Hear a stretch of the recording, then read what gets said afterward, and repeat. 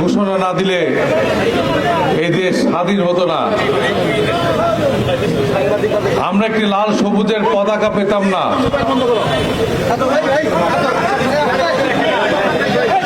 শহীদ রাষ্ট্রপতি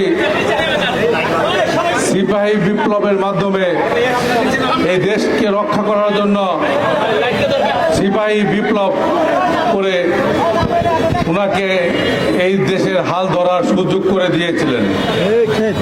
তখন দেশ কিন্তু একটি খুব খারাপ শেপের দিকে চলে যাচ্ছিল। দেশের প্রতি কোনো নিয়ন্ত্রণ ছিল না।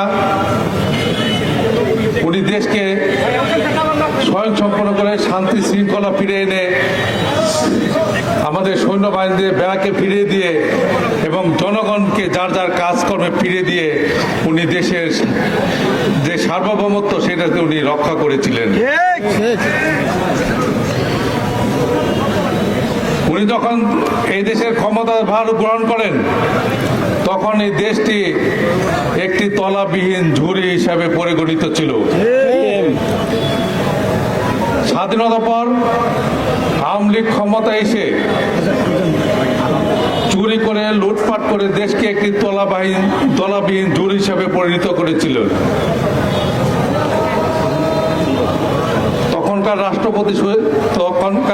রাষ্ট্রপতি মুজিবুর রহমান উনি নিজেই বলেছিলেন 7.5 কোটি জনগণের 7.5 কোটি কম্বল, আমার কম্বলটি গেল কোথায়? ঠিক। উনি আরো দুঃখ করে বলেছিলেন মানুষ পেয়েছে সোনার খনি আর আমি পেয়েছি চুরের খনি।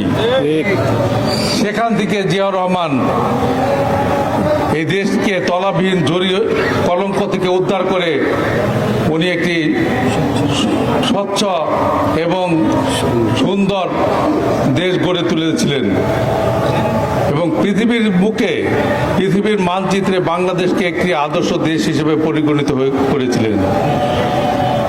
ওনার আদর্শে আদর্শিত হয়ে আজ আমরা বাংলাদেশে কোটি কোটি জনতা বিএনপির তাদের সাথে মেলামেশা করেন, তাহলে কিন্তু দলের দৃষ্টি আপনাদের প্রতি থাকবে এবং আপনাদেরকেও কিন্তু দলের শৃঙ্খলা ভঙ্গের জন্য আপনাদের বিরুদ্ধে ব্যবস্থা নেওয়া হবে।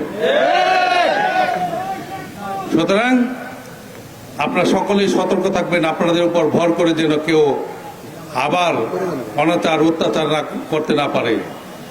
যদি আগের সেই অবস্থাই হয়, হাসিনার মতো সেই অবস্থায় যদি হয়, তাহলে কিন্তু এই জনগণ আপনাদের আমাদেরকেও মাফ করবে না।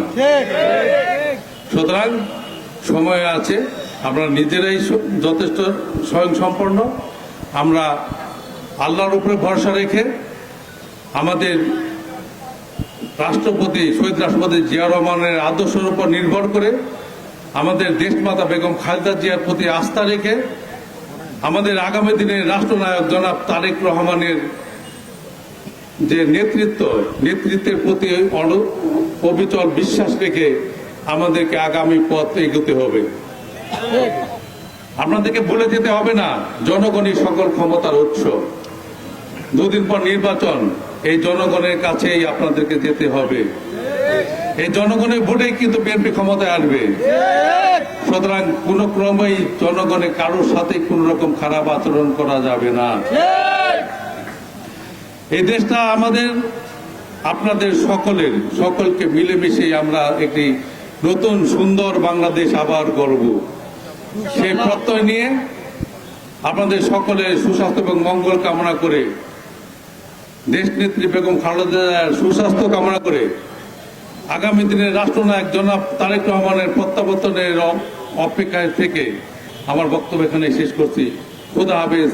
বাংলাদেশ জিন্দাবাদ, বাংলাদেশ জাতীয়তাবাদী দল জিন্দাবাদ, শহীদ জিয়া অমর হোক, আগামী দিনের রাষ্ট্রনায়ক জনাব তারেক রহমান জিন্দাবাদ।